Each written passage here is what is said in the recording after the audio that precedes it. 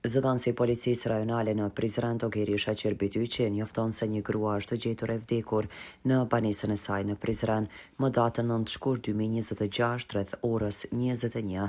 Policia ka pranuar informacion se në rrugën e Saraqeve në Prizren është gjetur një trup i pajet.